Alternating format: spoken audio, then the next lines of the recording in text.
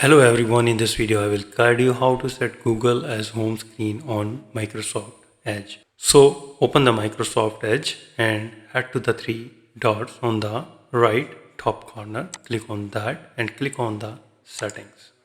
So on the left side bar, click on the start home and new tab page. Under the home button you will see that show home button on the toolbar. Turn it on and set the custom site to google.com, and that's all. And now when you click the home button on the Microsoft Edge, it will be routed to the Google. So if you want to Google to be your default address bar searches, so for this you need to click on the three dots and go to the settings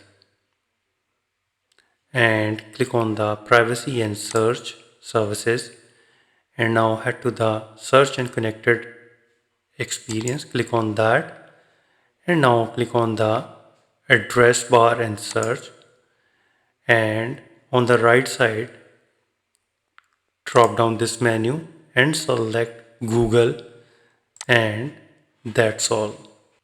Now this will set Google as home screen on Microsoft Edge instead of Bing. So I hope you understand.